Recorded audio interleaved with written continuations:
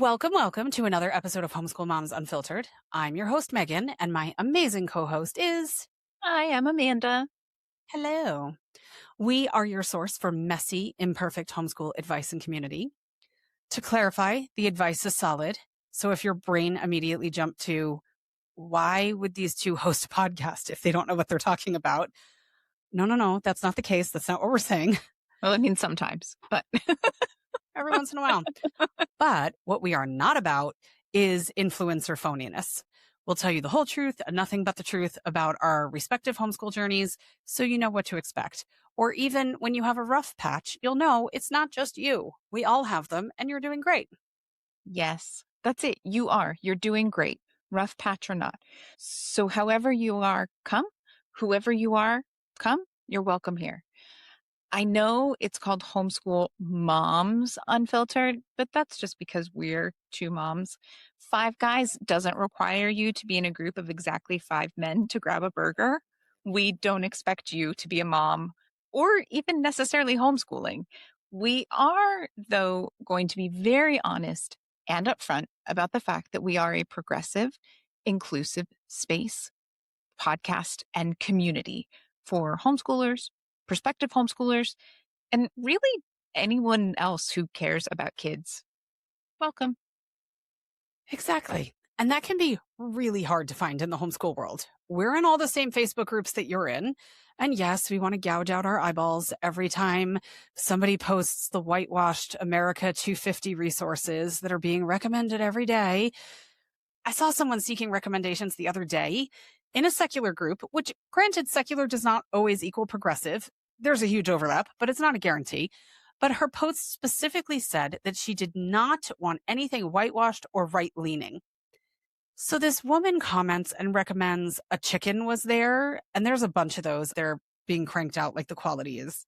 I've got one of them that I bought when it first came out, and it's light. So yeah, if you're not familiar, they're books about historical events written from the perspective of a chicken who happened to be at these various historical events. I have one from when they first came out. It is very light reading. But if you have a kid who doesn't like reading, doesn't like history, one or the other, both, whatever, and these are the books that loosen the lid on that jar, go for it and enjoy them. Mm-hmm. Maybe not the America one, though. So in this particular book, I'm like, let me go read the description. So I read the description. There were a few red flags in it. The biggest one being, though, something about celebrating from the carving of Mount Rushmore to the settling of the frontier. And I was like, oh, that's a red flag. Just the fact that it was referred to as Mount Rushmore and not by the indigenous name was a sign that it was going to be portrayed in a way that was going to make me cringe if I read the whole book. I highly doubt this book is going to mention how sacred that mountain was/is to the Lakota people and how this desecration of this mountain is still painful to their community all these years later. So that part of the thread ended up devolving into a real shit show because people, including me, started looking at the person who recommended this book at their profile page to find all this anti-LGBTQIA+, anti-vax. And honestly, it is just one of the many reasons we talk about how sketchy feedback in Facebook groups can be sometimes. Sometimes it's solid. Sometimes it's a train wreck, even in a secular group. But if you're newer to homeschooling or you're earlier in your process of decolonizing, you might not be able to spot the ones that are a train wreck quite as easily. And so, yeah, Facebook groups have their purpose. And then also, watch out.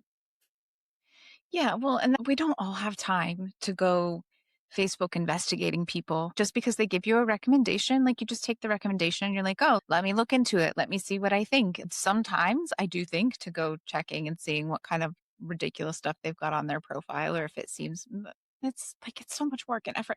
I don't have that kind of time. I don't have that kind of energy. Let's be real. And the thing is, we did a whole episode about the difficulty with crowdsourcing homeschool advice. And it's truly a perfect example.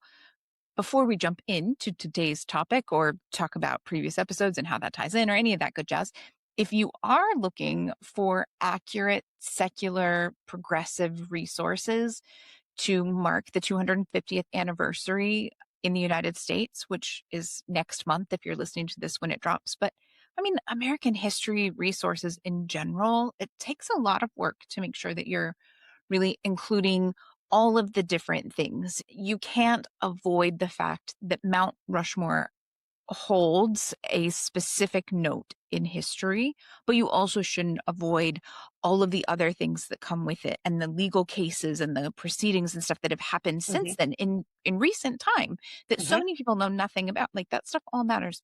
Anyway, try to get off my soapbox here. Check out the show notes or head over to our website. It's homeschoolmomsunfiltered.com. It's really not that hard to find. Check out the unit studies we do. We have one that we've already put out at the time of recording, and we have a plan for a few others. The one that we just put out, it's super robust and it looks at the founder's promises and the reality that followed. It ended up being full of contradictions. The tone isn't the United States is all bad. We absolutely acknowledge that aspects of the American experiment that were revolutionary. Pun fully intended. But it is also honest and it encourages that critical thinking around a lot of topics that, let's be real, a lot of us as kids, we were just encouraged to memorize, not Hmm. examine too deeply. Like it says this, and that's the truth. And like, well, just because they said it, Truth Social, doesn't mean it's true. Hmm. Yeah. So yeah, anyway, come check out our unit studies, whether it's about the America 251 or any of the others that we have put out. We put out all kinds of different things on different topics. And we try to make sure that they are really accessible and focused on own voices resources and things like that. We are just really passionate about creating resources we wish we had had Hmm. when we first, a lot of the things come up because it's like, oh, I was looking for a good progressive, inclusive resource on this thing. And I couldn't really find one. Or one of my favorite curriculum people, they don't have one on this. So like, what if we make one? So if you've never used one of our unit studies, they are designed to be easily differentiated for all ages. You're going to find recommendations for your littlest learners, in some cases, even board books that we recommend. And then honestly, we almost guarantee that if the grandparents choose to sit in for an activity or watch a video, they're probably going to learn something too. I was just visiting back home last month. If you listen, you know. And my mom was like, you guys need to make your next book one of those books that just pulls things from all of your different unit studies of stuff that we didn't learn when we were in school because we got whitewashed Eurocentric history, put them together in just a really easy, accessible book for the grandparents so that all the people who are homeschooling can be like, here, mom, you might want this. And it's not like a little kid worksheet, but it's actually really useful, important information that we should know that we just didn't get to learn when we were in Hmm. school. We just try really hard to make sure that we're all learning stuff Hmm. every time I watch a video or I'm doing the back end stuff for these unit studies, I'm learning new things. Hmm. And it also makes it really easy to use with multiple ages at once because the differentiation is already built in there. Makes it easy to come back to it again over the years, which is also so incredibly useful these days. Most of these topics you want to revisit, you want more depth at some point. It sucks to buy a curriculum and you use it once and then you throw it away or you recycle it, right? It's like, well, that's it. That worksheet's done. That workbook Hmm. is finished. You don't have to be that way with these. So check them out. Yeah, absolutely. And that's the thing. If we're recommending it, you know it's not going to be a chicken was there American history. You can trust it and you don't have to take the time and the energy to research and vet and do all the things. We've done that part. So you can trust it and you can use it, which is nice. And we do that because in our own personal homeschool journeys, we're just like you. We're tired. We never have enough hours in the day. We're spread too thin. I am perpetually in need of a nap. I'm a huge napper. So, yeah, we've done that part for you. And you can go take the nap and then use the unit study because you don't have to do the homework. We've done it for you. You're good. Yep, absolutely. So that's the other thing too. If we sound like your people, that's awesome. We are so glad you found us. But please go ahead and give us a follow or a like wherever you're listening and on Instagram and Facebook. Heck, even on Patreon, there's a free follow option over there. Mhm. But just follow us so that we're more likely to show up in your account. Yeah, definitely. All right. So, Our topic for the day is life skills. So here's the deal, a little behind the scenes scoop. We have a list. It's pretty messy. We just drop episodes there as they pop into our heads. And we work from that list when we're planning out the next week, 2 weeks, 3 weeks, whatever. We look at this messy list and we're like, let's talk about that thing this week, or this is timely because of this, that, or the other thing. So life skills has been on the list for a little bit. And I actually had one or two other topics in mind for this week. And then I saw a post the other day that was like, no, we're going to bump this one up. Okay. So a person, and I'm being very vague because their Facebook page has no information about themselves, nothing about how long they've been homeschooling. No, like, hi, I'm so-and-so, and this is my journey, and welcome to my page. Don't know their name, nothing. Okay. So the page is called The Bookish Homeschooler. It has about 44 followers at the time that I looked at it the other day, at the time we're recording this. It's clearly new. There's only a couple of posts, one of which was a recommendation for no spice romance books. So right away, I knew Amanda was out. She was like, Peace. yeah, no spice. What's the point? So, None. yeah, Much like my food. None. exactly. So she posted a carousel the other day. And again, I say she, I'm assuming, because again, I know nothing about this person, their authority to talk about homeschooling, anything. So her carousel was 5 controversial takes about homeschooling. One of them was about chores. And the carousel quote exactly said, housework is not a school lesson. Public kids do chores too. And we'll unpack all of that in today's episode, but that wasn't even the most bonkers one in the list. I just have to get this off my chest before we can get into life skills. She had one about not cheaping out on homeschool curriculum because your kids deserve better.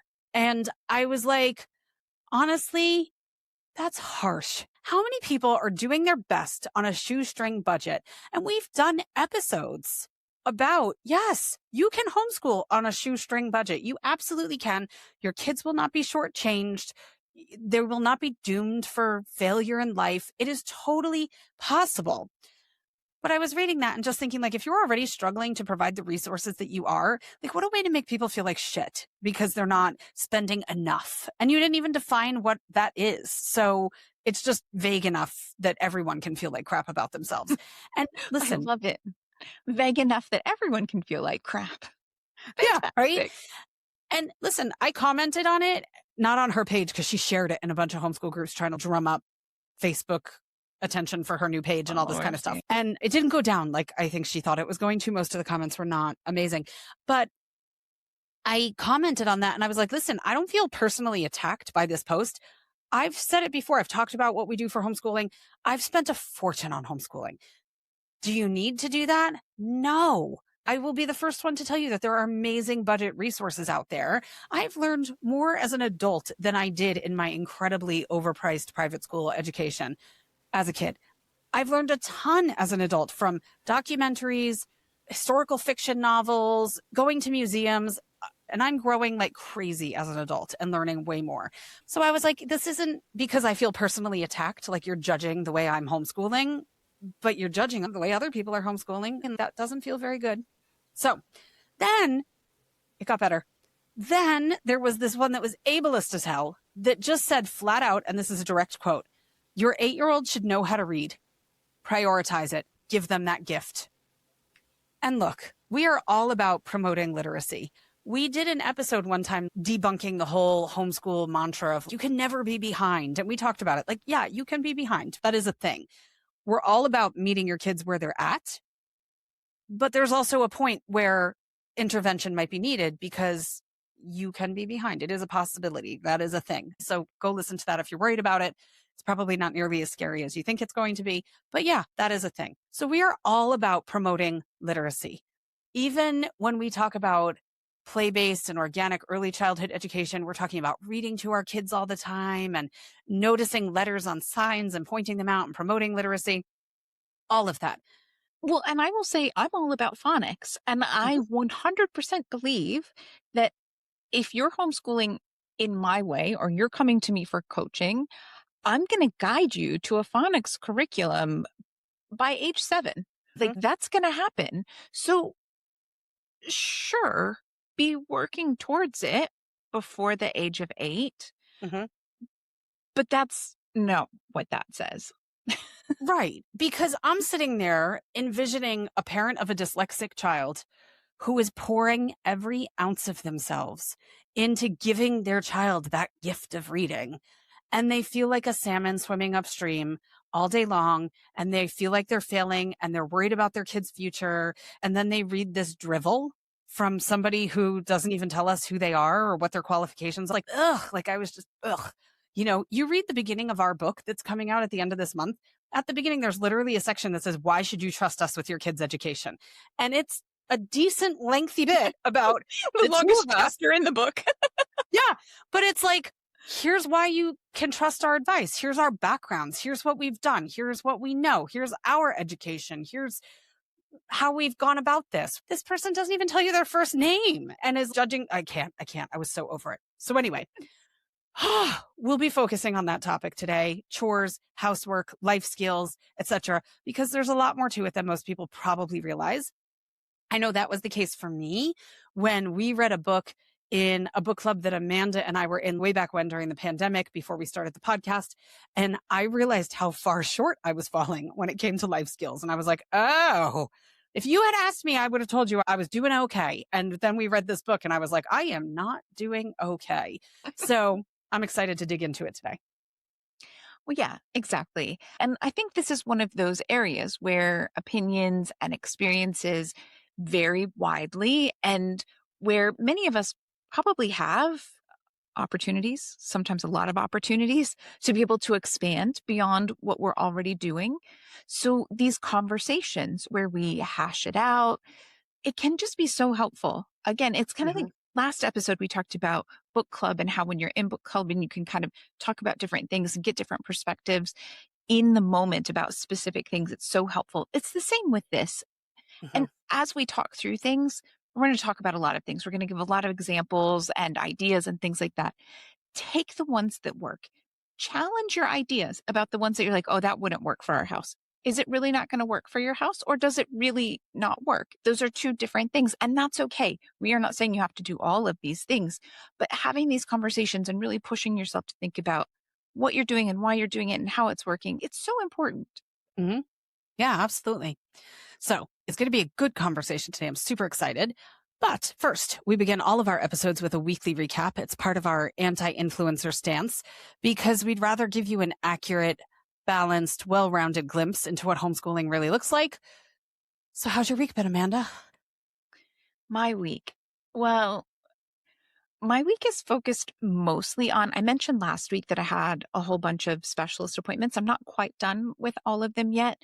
The real goal for me, if you haven't listened for a long time, you might not know, but I have chronic illness and I have a lot of different things happening and I have a big team of specialists. And so just because I see someone doesn't mean I have an answer. There's a lot of people that have to write their reports. And then one doctor who plays like, I call it like the quarterback. She has to look at everything and try to figure out what we're actually going to do. But I have this goal. My kiddo really wants to go see Machu Picchu. And so we have a trip booked with a tour of sorts to go actually to Machu Picchu this summer. And so I'm seeing everyone and trying to put everything in place and making sure that I can safely go do this trip, just my kiddo and I, and what kinds of medications and tweaks to medications and things I need to be keeping in mind and what needs to be put in place. So that's really dominating a lot of my life right now outside of work stuff and just trying to make sure all of those pieces are in place. It's nice that we're on our break. I do have to, as soon as we're done with this, once we wrap recording, I have to go to some chess club graduation, something. I'm not really sure what that is. I feel like that's a uniquely homeschool thing. Like, who has chess club graduation? I guess the one that my kiddo goes to on Wednesdays at noon. I don't know.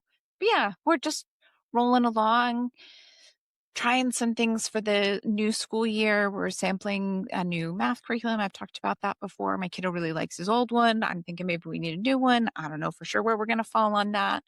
Wrapping up some history. My kiddo doesn't mind that because he loves history. And it's a lot of read this slightly more whitewashed Eurocentric spine thing and then read a million books that are own voices and more well-rounded and watch documentaries together and talk through things. And yeah. So we're just taking it easy, but still doing a lot Mhm. of the things that we normally do. Yeah. That's what we got going on. How about y'all? Sometimes a little status quo feels good, you know? Right. Sometimes that's what you really need. I'm sure there Yeah. are people who are listening and are like, oh, June, the end of June, it's almost here. I'm just going to like status quo it out for at least a month and I'm going to love it Hmm. Hmm. while I hide at home, avoiding the crowds of all the other people who are at all of my favorite parks and museums. Yeah. Yeah. Well, speaking of crowds, June's a little bit bananas where we live. So we live in Lisbon and we've been attempting to throw ourselves in culturally and try the things that are important here. So there's a month-long celebration that goes on here in Lisbon, Festas de Lisboa, that's centered around three saints specifically, but in Lisbon, specifically focusing on St. Anthony, Santo Antonio, being kind of the biggie because he was born in Lisbon. And I will say we are a secular space. None of these events feel at all like a Catholic ritual. I went to the park the other day and people are dancing and drinking beer. So I'm not promoting a religious activity. This is very much a cultural activity at this point here in Portugal. So so St. Anthony, born in Lisbon in 1195. Now, June is also the start of sardine fishing season, which there's this one store that sells like all these different sardines from Portugal. There's one in the airport. It has like a giant Ferris wheel of sardines and they roll around on this Ferris wheel. They're really into sardines here. So it is said that St. Anthony could speak to the sardines and they would actually stop and listen to him. So there's that. So the roots of the event are religious, but it really comes down to grilling sardines at street parties and DJs set up in parks blasting Bella Ciao and Lady Gaga until all hours of the night. So, the other day, the 12th, is Santo Antonio Weddings Day, where they choose 16 couples to get married, and it's a civil service, and there's this whole procession and all that kind of stuff. And then, of course, we had Pride Week. So there's a lot going on right now. But yeah, beyond that, we're status quo too, in the sense that my kids are all over the place and that's status quo for us. So on the day this drops, my daughter will be arriving back in Lisbon. She's going to the US for a weaving conference and we will be thrilled to welcome her back, but maybe slightly more thrilled to welcome her luggage back because she's bringing back a whole bunch of stuff from the US, things that we can't get here, things like Marsala cooking wine. Oh, I have to say that quietly because it's a surprise for my oldest. He's going to be so excited. Sudafed, because like sniffing herbs does not help. I'm sorry, it doesn't. Sudafed is, and the good Sudafed, the old kind that you had to show a driver's license to get, not the new crappy one that you can't make crystal meth out of and also doesn't help you breathe. Maxi pads that actually absorb things. And listen, I get that the absorption comes from toxic chemicals that should not be anywhere near your coochie, but they absorb. And I'm sorry, the ones here that are all natural and cotton and it's wet all day. It's just wet. Okay. So Perimenopause is not made for all natural. I'm like, no, it's no, yeah. no. Yep. My weak pelvic floor needs absorption. Okay. Yeah. I'd like to not be sitting in wet. Okay. So yeah, we'll be thrilled that she's back, but then we're going to empty her suitcase. But yeah, other than that, Liam's plugging along with math. Aiden's plugging along with his Python class. Things are fine. The usual. So all good things. All good things. Okay, so let's talk about life skills and chores and how or if those intersect with homeschooling. And this might be one of those episodes where Amanda and I differ a little bit. Having already looked at the notes, I would say we do differ a fair amount. Look, if you're new to the podcast, I am an academic aggressive homeschooler, and Megan is, well, let's be real, she's having a little bit of an identity crisis these days because for ages she referred to herself as a loosey-goosey unschooler. And while that's still true, lately she's been learning to adopt the phrase an intentional unschooler. We did a whole episode about that and how she got there and what that means. But either way, we absolutely homeschool very differently, almost on two ends of the spectrum, not at the very ends, but definitely there's a lot of space between how we homeschool. Mhm. In my home, we have much clearer lines between what is classified as school and what is not school. And now there is absolutely plenty of learning and growth and development happening in the not school hours, but there is this delineation between those classifications. Whereas in Megan's household, it all blends together. It's life and development and learning with no delineation pretty much whatsoever. Would you say that I described that accurately? I mean, I don't actually live in your house, but this many years in, I feel like I've got the vibe. Yeah, you nailed it. That's totally how we roll. Now, before we fully dive in, we'd love to share a bit of a disclaimer. Okay. In this episode, we are going to share suggestions for life skills. And at one point, we're going to offer ages and skills that you might introduce at those ages. But let's be super duper clear. We talk all the time about forward progress being the ultimate goal. So if you have a disabled child or child with learning differences and these timelines do not align with your kiddo's abilities, that is okay. The last thing we want is for anyone to walk away from this feeling like you're failing or like you've been judged.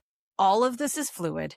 And we know that if you're here and you're listening to this episode, that you share our ultimate goal of raising kids who are as capable as possible for their next stage in life. And if that looks like living in a dorm and attending university, cool. If that means moving into your finished basement to live more independently, but still close to the support that they benefit from family, awesome. No matter what the trajectory of your kiddo's journey looks like, we see you, we see your effort, your experience is valid, and we do not want you to listen to these things that are very mainstream kind of general guidelines and take it as I'm not doing enough or I'm not welcome in this space, because that's totally not true. Yeah, no, absolutely. I think as homeschoolers, we have the unique opportunity to meet our learners where they're at and Mm, prepare them, not just for some generic future that is common for people their age, but for their specific abilities, their next steps, and their goals. And that is going to look different from home to home. Oftentimes, it's going to look different from kid to kid. That mhm, is totally okay. There's this trend in society at large where childhood kind of morphed into a group project. And somehow, over the years, parents seem to have taken on more and more of it. Earlier, Megan referenced a book that she and I read in the virtual book club that we did during the early days of the pandemic. It's called How to Raise an Adult, and it was written by a former Stanford dean. And in this book, it's filled with examples of young adults moving onto college campuses, showing up on their first day, academically accomplished, perhaps completely academically prepared, but lacking in resilience, in problem solving skills, real world problem solving skills, especially, and just independence. Adults removed way too many obstacles along the way for them. mhm. Yeah, I loved that book. It was very eye-opening for me because I felt like I was doing a good job, and then I was like, "Oh." But Whoops. it emphasized letting kids experience struggle, failure, recovery, and not because the author is a masochist who wants kids and young people to suffer, but because competence comes from doing the things. And yeah, super eye-opening for me. She really brought some great questions to the forefront. Things like, are we confusing helping with overhelping? Where's that line? When does support become substitution? What happens when a child never practices discomfort? I think it's so important to make sure that we not necessarily set up or create, but allow situations to unfold where we know there's a decent chance our kids are going to fail, but it's a really safe time and place for them to fail. Mhm, She proposed an alternative reality where instead of removing obstacles, parents and caregivers were coaching their kids through those obstacles. mhm. And I think that this is something that most parents, maybe especially Americans, need to really think about and work on. But as homeschoolers, we can do a lot more with this. That said, as homeschoolers, we might also need to be even more vigilant around whether or not we're smoothing the way too much. Mhm. A lot of times when we start homeschooling, there are other pressures or concerns. We're thinking about mental health, we're thinking about safety, but there's also so much pressure to get the education piece right. We have taken on a lot, and that pressure is real. We've talked about it in so many other episodes.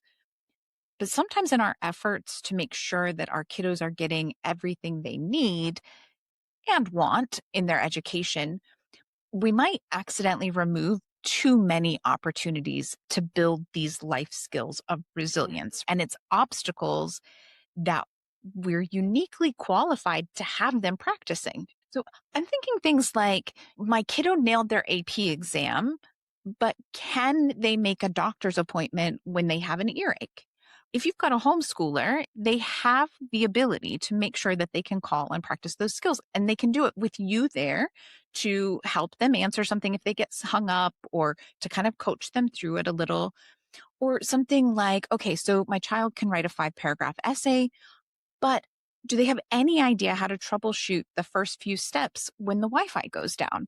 I And again, I know there's blind spots for me in this area, but I will share an example. I was impressed the other day.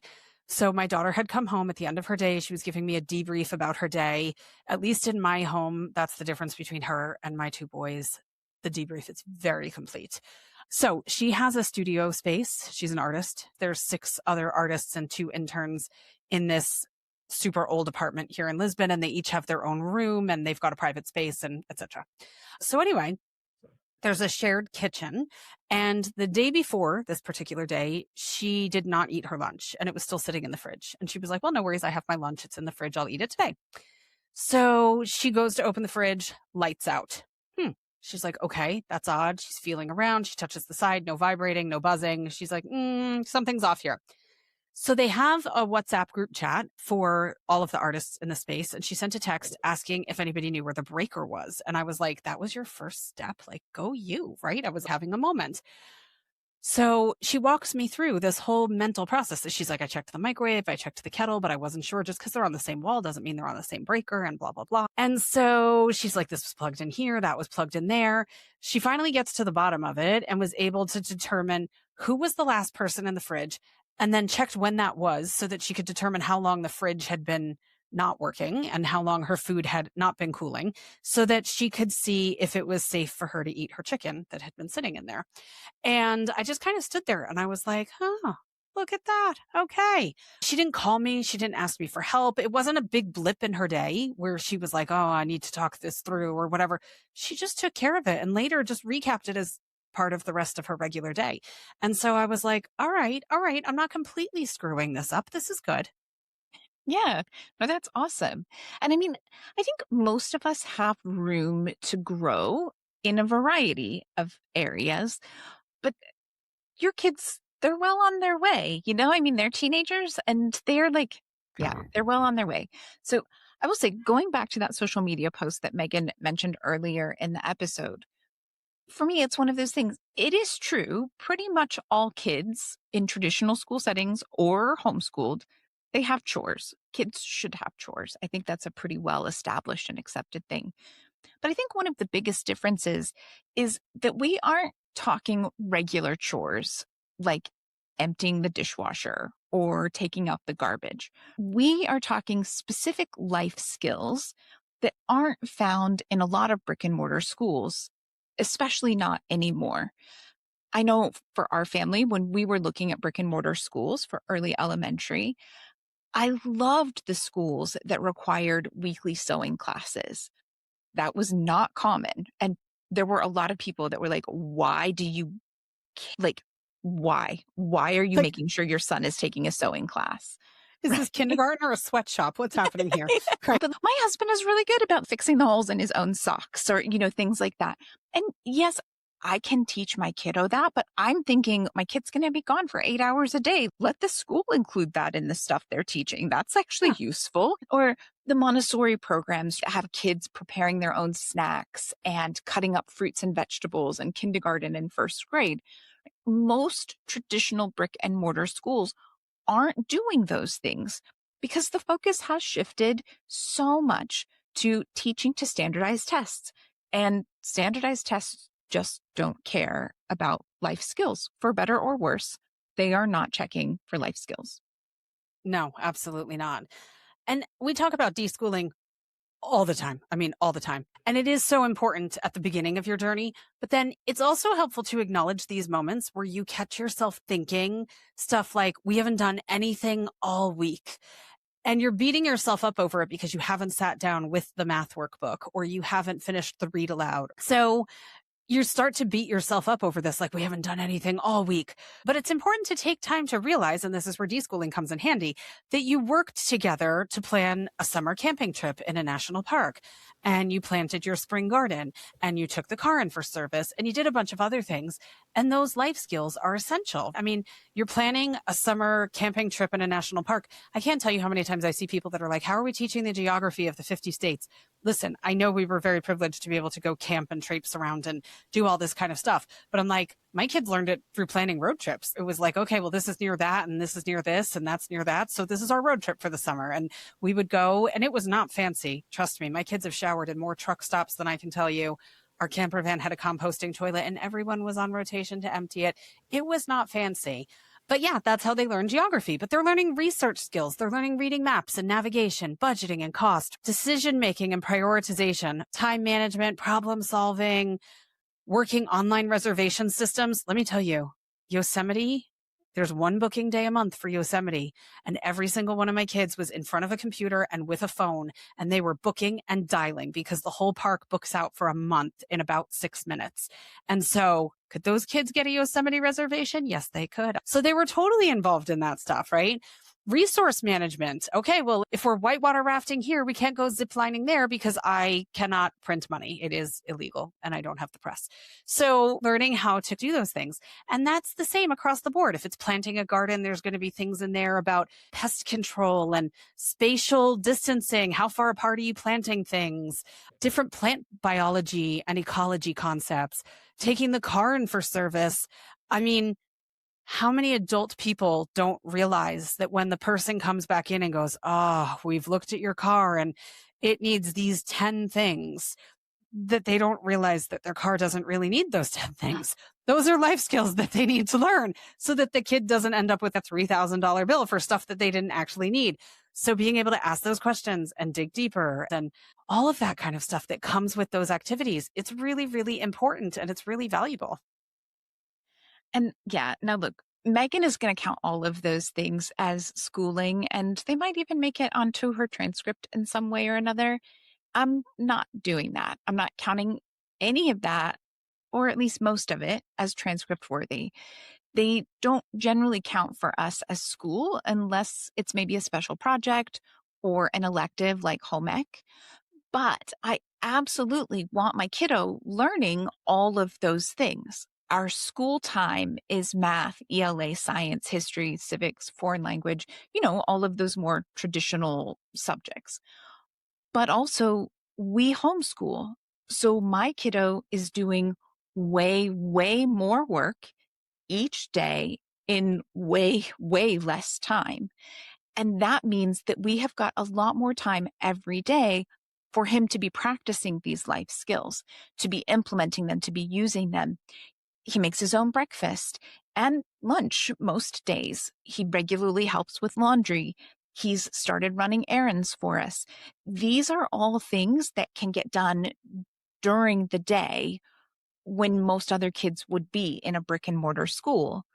But that also means that now our evenings and weekends are free for more dedicated family time when my husband is actually home and available, instead of us having to use our family time in the evenings or on the weekends for all of the chores and the household tasks. I mean, don't get me wrong, sometimes that still has to happen. But if we can be focusing on life skills during the day, during time that he would otherwise be sitting bored because of XYZ in a traditional classroom, it gives us so much more flexibility and freedom.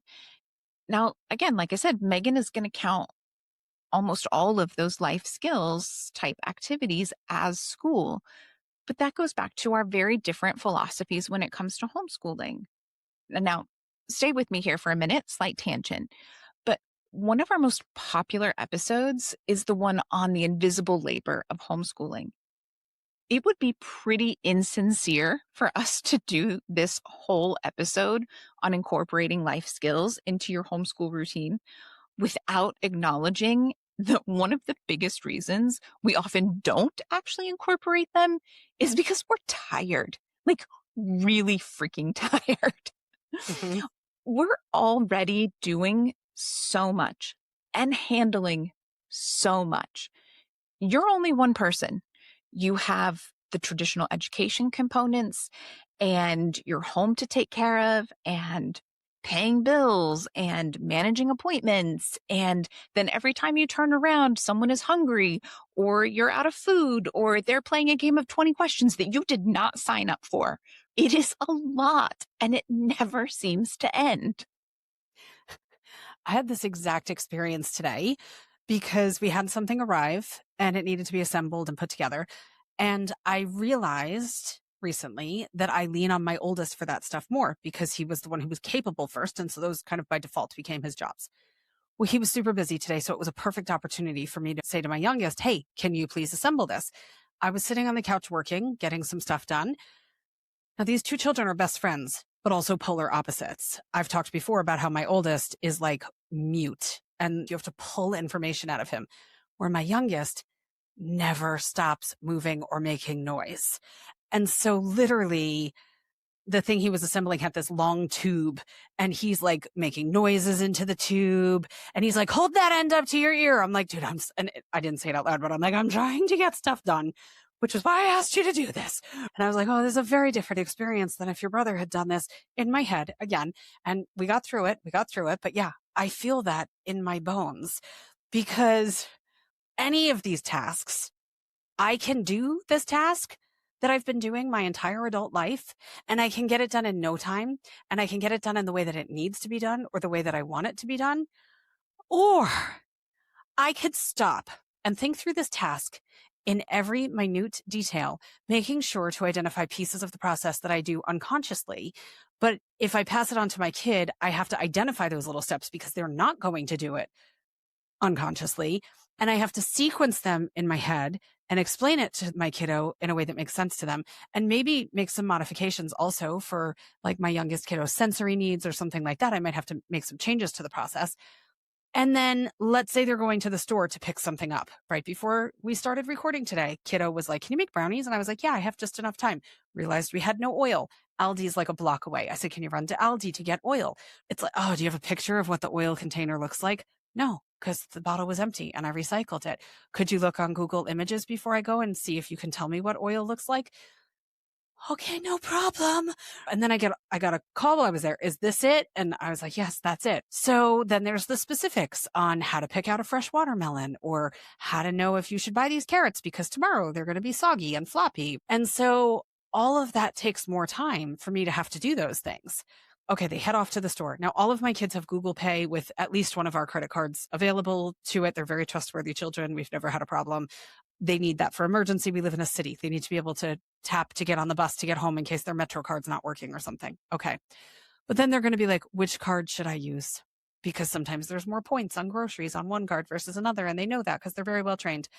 Then they come home from the store and I was expecting a green bell pepper. And in fact, I got a jalapeno pepper. And yes, they are both green, but are they going to be very, very different in a recipe?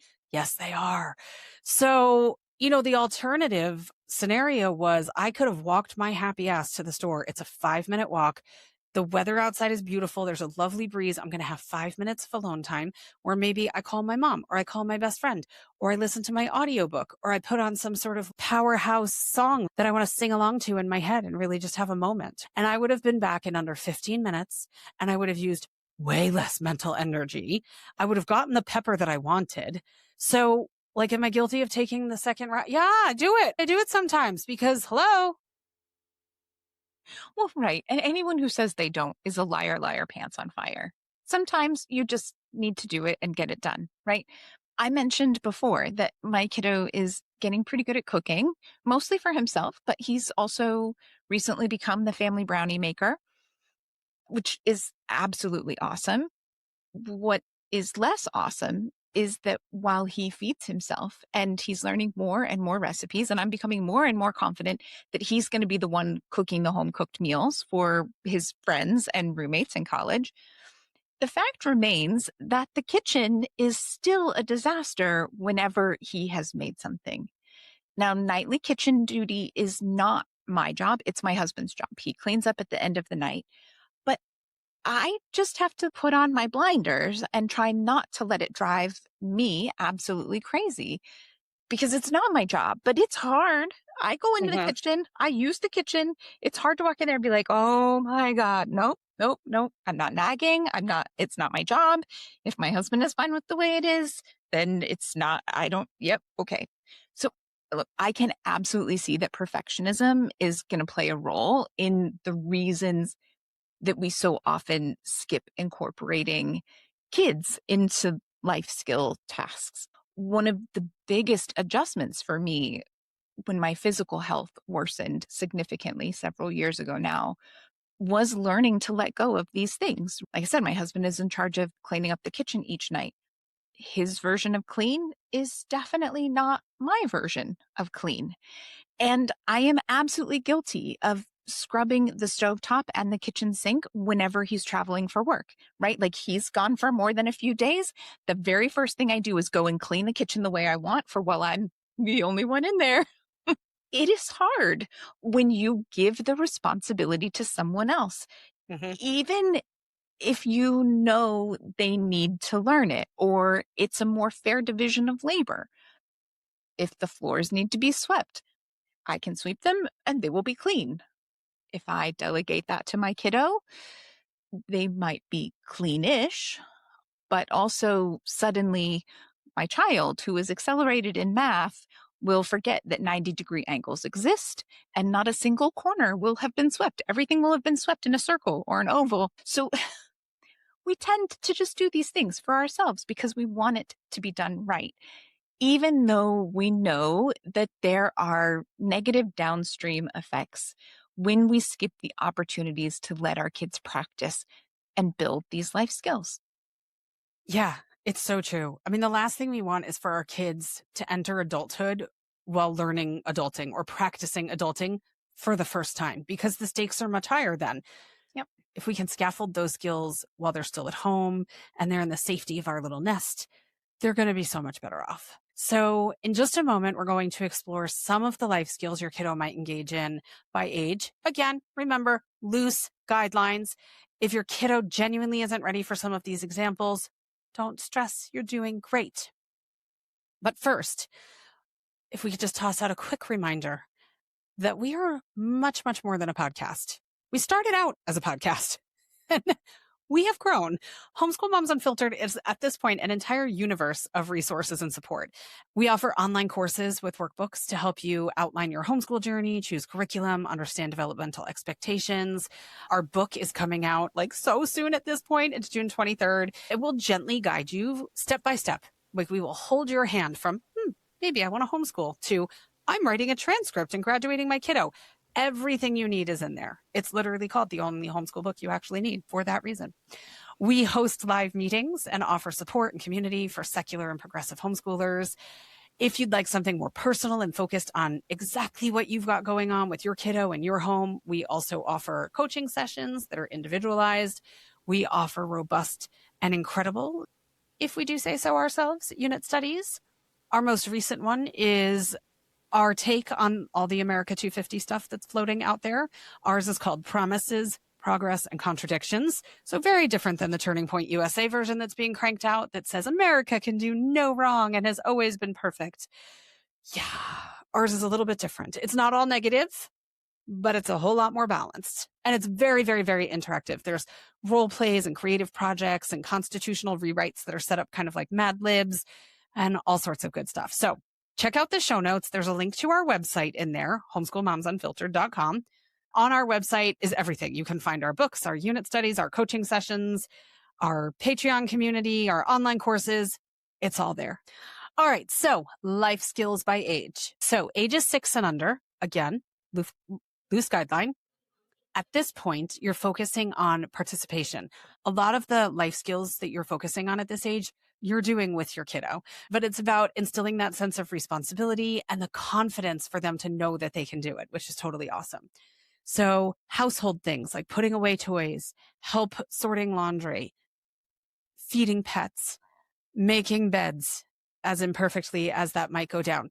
I made a bed for the first time in my very own apartment when I was 20 years old, and it did not go well. It was a double-sized bed. A double is like a square, but the sheet somehow is not really a square. There's still one side that's slightly longer. Oh my gosh. Okay. Clearing dishes off the table at the end of dinner or any meal. Self-care items, things like dressing themselves, brushing their teeth and hair, learning their address and their parents' name, huge safety skill, practicing basic hygiene. Social emotional skills like asking adults for help, knowing how to introduce themselves, how to handle losing at a game. Oh, we still can't play Monopoly in my house. Oh, it ends in tears sometimes. It's just one kid. It's one kid that's the competitive one. Ooh, starting to identify emotions and getting good at understanding I'm hungry, I'm tired, I'm frustrated, I'm sad. Good things for them. Practicing waiting. Oh, that's a tough one for lots of people of all ages. General things like counting money, helping shop at the grocery store. Hey, can you grab 2 of those? Or can you pick out 3 apples that are medium sized? Following really simple recipes and working alongside you. How to use timers, which is great too for knowing those boundaries. Like in 10 minutes, we're going to clean up this thing and do that. Learning routines. The unpredictability sometimes, especially for neurodivergent kids, can be challenging. So knowing the pace of what's coming and what to expect, awesome. Safety is a big one. So things like knowing emergency numbers, learning boundaries, recognizing who is a trusted adult, understanding basic road safety, when to cross, when not to cross, when to hold hands, checking if your ball rolls into the street before you go running into the street. I'll add to that my kids took part in a safety program when they were 4 years old that taught things like how to identify a safe adult, which can be really challenging because you watch the news, we see teachers, we see piano teachers, we see scout leaders. These are all adults that should be safe. And yet I watch enough Dateline and enough murder, true crime to know that that is not always the case. So figuring out specifically who is a safe adult and how, huge.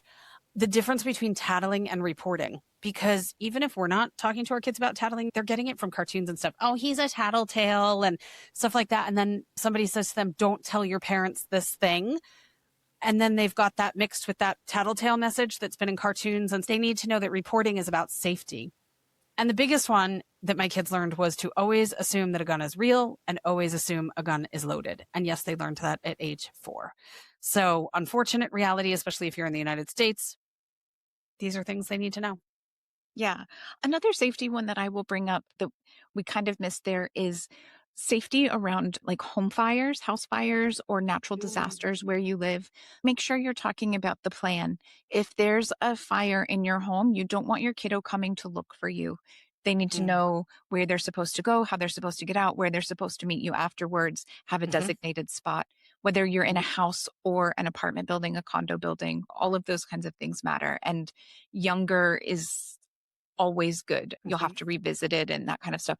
And the same for if it's a tornado, make sure they know what room they're going into. If you live somewhere with earthquakes, make sure that they know how they're handling it. Absolutely start that young and revisit it and build on it.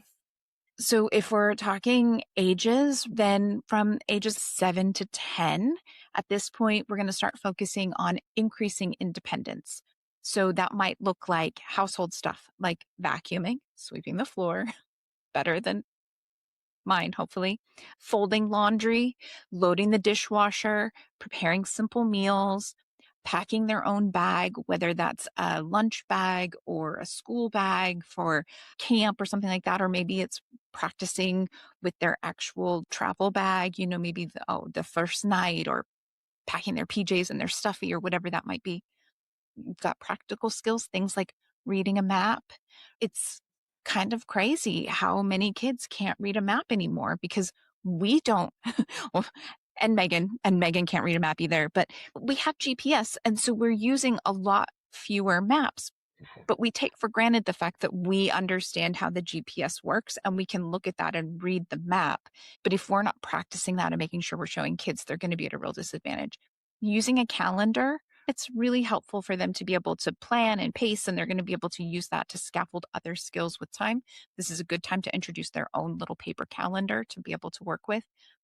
Telling time, make sure they know how to read a real clock. It's kind of amazing how often we don't do it because we think, well, we don't have any real analog clocks in our home. But if you're out, especially if you're in a city, there's going to be clock towers and things like that that they'll need to be able to look at and tell. Making shopping lists. It's a little thing, but it's important. And a lot of people don't realize it. And how many times do things go super off the rails at the grocery store? How to compare prices, practicing that kind of stuff. And you're going to do more with that a little later on, but figuring out comparing prices, understanding the idea.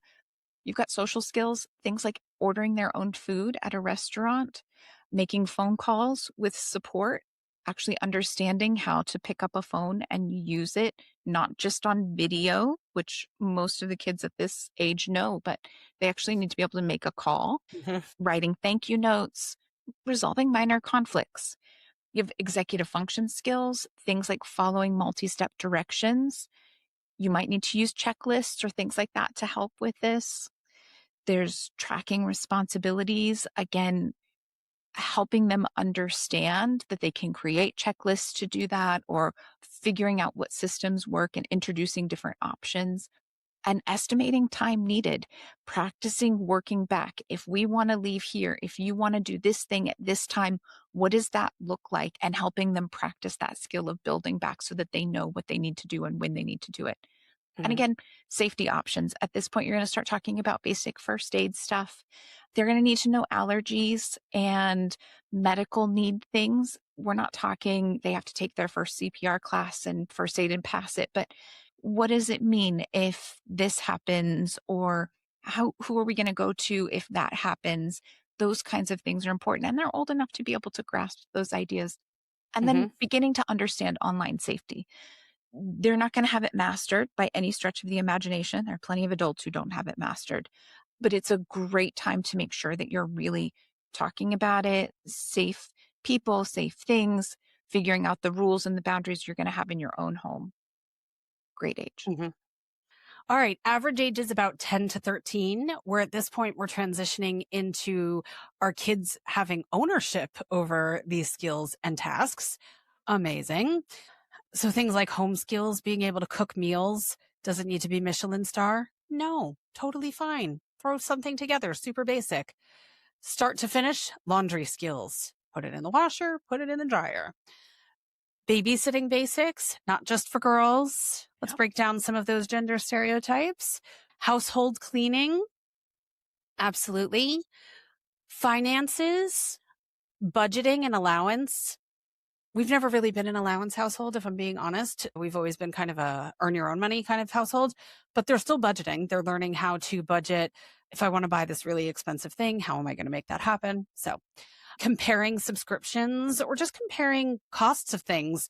I've told the story before about when my kids went grocery shopping and my daughter came home and she was so excited because she had gotten the best price on Cheerios, but the box was minuscule. And I was like, awesome job getting the best price, but maybe we could have gotten two of them then. But hey, she did the thing. She compared the prices. So that's part of that process. We just didn't eat a lot of Cheerios that week. It's fine. Understanding taxes exist. I hear Homeschool Moms Unfiltered has a pretty amazing unit study on taxes. Just saying, just saying. Saving, setting goals and saving for certain things, tracking spending in different ways.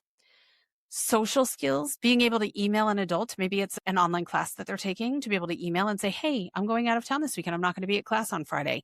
That seems so basic to us, but it's not until you've done it a couple of times, and it can feel overwhelming at the start.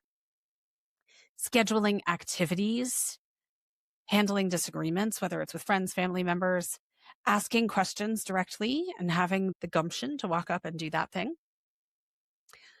problem solving, things like troubleshooting technology. This one I feel like kids are so good at early on, but maybe it's technology that they're not using super duper often. We had a thing where there's a screw on the back of our vacuum cleaner that's just decided to come out and not stay in place anymore, no matter how much you screw the screw into the hole. And so yesterday I was like, hey, kiddo, can you handle this? It has tape on it. That's fine. It's really sophisticated looking. But you know what? He fixed it. I didn't have to do it. So we're good. So yeah, planning projects, recovering from mistakes. Oh, that's hard. That's hard for grown-ups to do, but instilling those skills with our kids when they're younger. Managing hygiene independently. Can we talk about that? I'm still like, your fingernails need to be cut. You should have 2 eyebrows. Can we separate those? Like, I mean, it's a work in progress. Yes. Washing long hair. I want to know the age when they're actually really competent at washing long hair. I don't. Yeah. So tracking to-do list items, whether that's assignments, things that they're working on independently, and packing for trips, which you alluded to in the last one too, Amanda, but like fully packing at this point. I will say my kids were packing well before 10 to 13. But again, I had 3 kids under 4 and I traveled solo with my kids all the time. There was just only so much one human being could do. So I created a packing template, and before Liam could read it, had pictures. So it would have a t-shirt and shorts and socks. And then I would just have a space next to it for the number. And so I would print off 3 copies, put the numbers in, and then it would have things like your toothbrush, your charger. And in the beginning, when it was a new skill, we were scaffolding, and I would say, make a big pile on the floor of these things and we'll go through them and then they'll end up in a bag. Eventually they were just in charge of packing on their own. And that was that. Now they're totally packing on their own. Obviously they're much older. And yeah, sometimes there were failures, but you know what? I didn't have to do it. Did Liam swim in a swimming pool in Gatlinburg in a bathing suit that was like shrink wrapped onto his body? And I'm not sure why it was still in his drawer when it was that small. He did. But you know what? He had fun. No circulation appears to have been permanently damaged. It went in the charity bin when we got home, and I didn't have to pack the bag. So it was fine. We went to Europe for 3 months. And my kiddo packed exactly 4 pairs of underwear.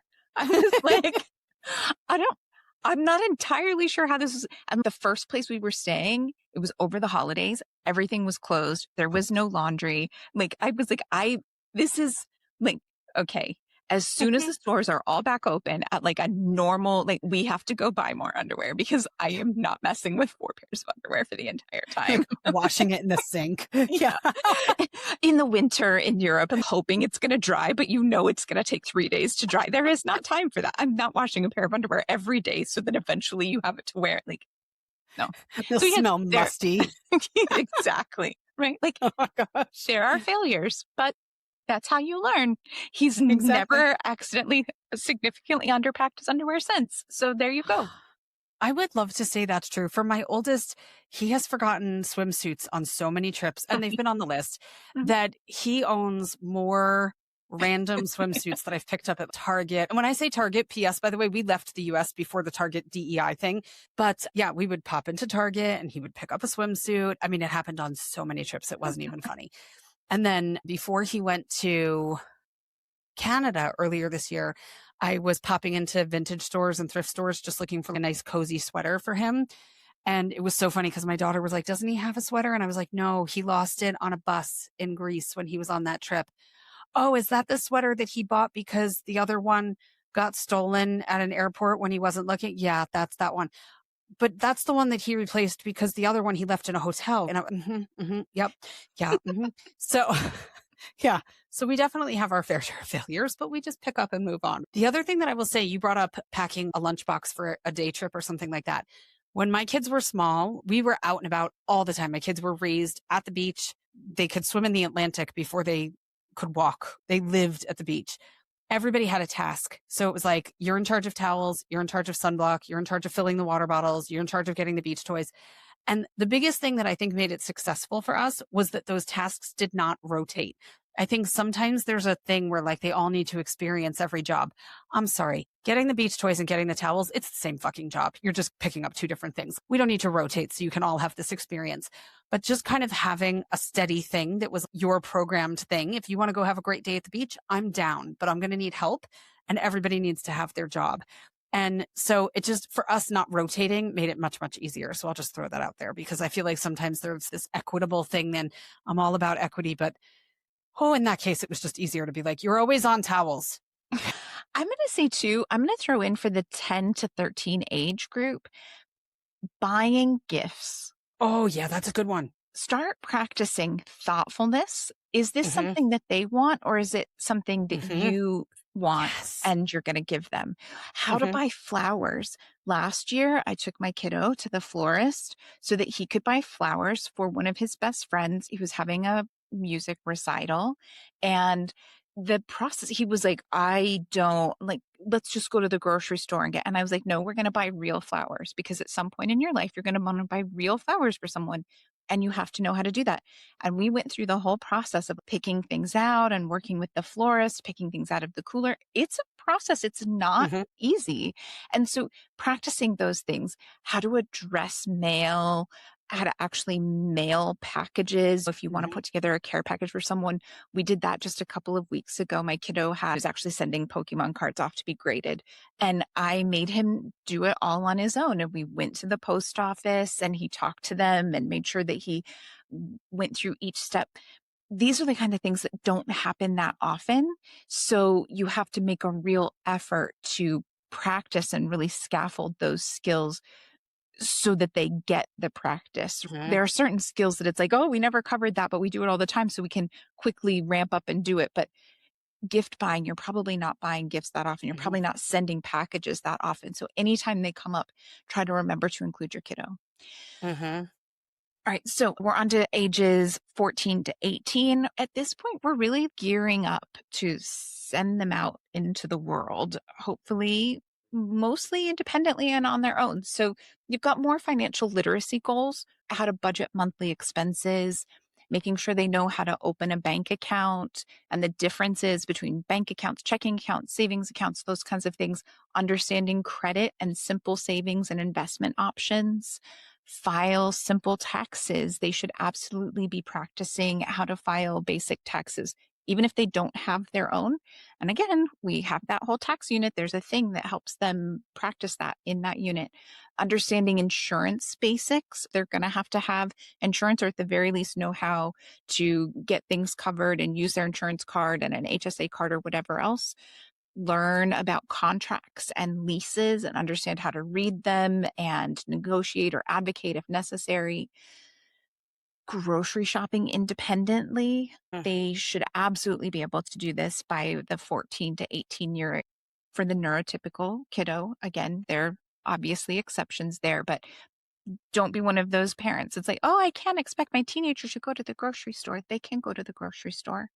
Navigating public transit, it's the same thing. I know if you don't live in a big city, or even if you live in a big city, sometimes it's like, oh, I'm not sure, but they can handle it. And they, you know, they figured out how to read a map because we did that already. And so now they can overlay that with public transit and troubleshoot and problem solve those things. Meal planning, super important to be able to understand you're not just cooking a meal, but you need to plan for it. And then you ideally plan for more than one meal, and how you scale that up so that you've got leftovers and those kinds of things. What things work as leftovers and what things don't work as leftovers. Also a very important skill at this age. Oh my Handling gosh. My conflict. kids had a whole thing the other day where we had a heat wave last week and a jar of Nutella kind of melted in the pantry area. And Astrid was like, you can put it in the fridge and it'll firm back up because Liam is very texture sensitive. And he had this whole, it will get bacteria, Astrid, because it was hot and then it will get cold. He's like, it's time and temperature abuse, Astrid. And she was like, it's not that hot, Liam. It was hot in the kitchen and it was probably had some sun out. Time and temperature abuse is like when you take something 350 degrees and put it in the fridge. But he was like hell bent.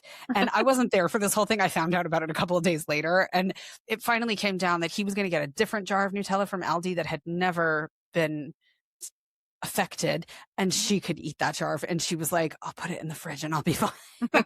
Like, but they had this entire debate about going from hot to cold and bacteria growth. And I was like, all right, they listen to something I say. So there you go.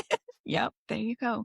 That's a perfect example. And your story earlier, how to handle home and car maintenance basics. We're not saying they need to be able to flip a house, but this is the time to start practicing these things and getting a better handle for how to handle the basics and how to look up the things they don't know, or how Mhm. to vet vendors or people that you might need to come in. Involve them in Mhm. that stuff.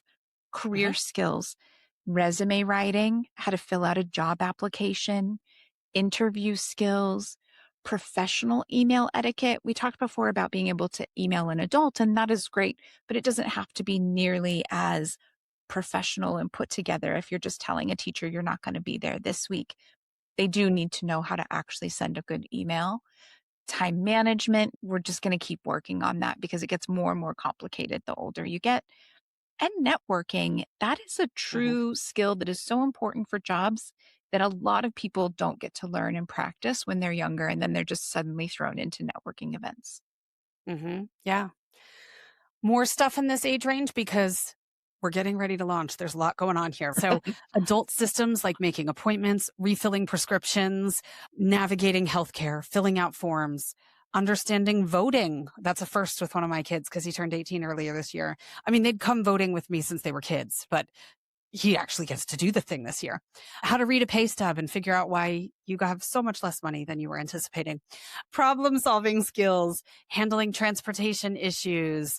Oh, we had a huge strike the other day. The metro was down. Okay, what else are we going to do? Solving conflicts without parents. Navigating bureaucracy. Oh, that's a fun lesson in adulting, isn't it? Recovering from failure, we've talked about already, but the failures get bigger and the safety net gets smaller. So the more prepared they are, the better. Emotional skills like self advocacy, boundaries, stress management, especially in those high school years, getting ready for potentially university or the workforce, asking for help appropriately. So much to do. Well, that's it. And now listen, if you just listen to us go through all of those and you're like, holy shit, I am in so much trouble. I am not instilling any of these skills. My kids are screwed. I have failed. Like, look, none of that is true. It's okay. We get it. You're juggling a million things, and things rarely go as smoothly or as quickly as we planned when it comes to homeschooling. Just please take a deep breath. Think about some of them. Maybe make yourself a list. Think about which ones you can start on now, which ones are maybe going to be in your 6-month plan, which ones just don't really seem to fit your family or your kids or where they're going. Just make a plan and plug away. It's okay. We're talking baby steps here. We're not talking like, oh my God, I have to teach them everything in the next month. Like, let's go now. It's okay. You're doing awesome. Absolutely. But as you kind of enter this phase of, okay, I need to focus this a little bit more potentially, we can offer some questions that might be helpful if you're looking to make baby steps and figuring out where to start. So things like, what tasks am I still doing because it's easier for me to just do them myself? What discomfort am I preventing? And is that discomfort mine? Meaning it's going to drive me crazy if the floors look like they do. Or is it my child's discomfort? What would happen if I stepped back and stopped doing this thing or participated in this activity less and left space for it to be taken up? What skills does adulthood actually require? Or what skills do I perceive it will require when my child is ready to launch or ready to step into their version of adulthood? And their version of adulthood might still be a very supported version of adulthood. So in that case, you might find yourself looking to build independence where it makes the most sense for your kiddo. You might ask yourself, what mistakes can my child make safely right now? And look, that last question, that's the key. Kids are absolutely going to make mistakes and they're going to mess things up. But we want to really make sure that right now we're focusing on the relatively harmless or minor things that they can fail at now while it's low stakes. This Hmm. is the time. This is the time to encourage and empower and help them. And yes, it's going to be challenging, but we can focus on scaffolding. If you listen to the podcast, you know we talk about scaffolding all the time with all sorts of things, but we talked about it at the top of the episode. All of these things can be done with some scaffolding. And again, that knowledge and understanding that they're going to make mistakes and they're going to mess things up. And that's part of the learning process. You have to practice to get anywhere close to perfect. And we're not trying for perfect. We're just trying for improvement. Mhm. So there you go. Life skills in a really large nutshell. Hopefully you took something useful from it. And if not, well, thanks for hanging out with us anyway. So we like to wrap up every episode with a mantra. And I think that for this specific episode, it is useful to have two mantras because I feel like life skills is one of those things that you're either like, I've got this, I'm ready, or you're like, oh my God, I think I'm going to cry because I think I've really fucked shit up. So take whichever one works best for you. We've got independence is not built in one giant leap. It is built in 1,000 tiny moments when we step back and let them try. Perfect, reasonable, sound. But also, sometimes raising capable humans means accepting that the dishwasher will be loaded like performance art for a while. Whichever Ours one is you need. performance art. Yeah. Yeah. Because I mentioned recently we did a chore rotation and there's a different kid on dishwasher and it went from Tetris, precision. Oh my gosh. And it is performance art personified at this point in time. I'm like, I'm breathing. I'm breathing. So yeah, just letting it go. It's going to be okay. Anyway, so yeah, as Amanda said, thanks for hanging out with us today and happy homeschooling. Yeah, have a great one.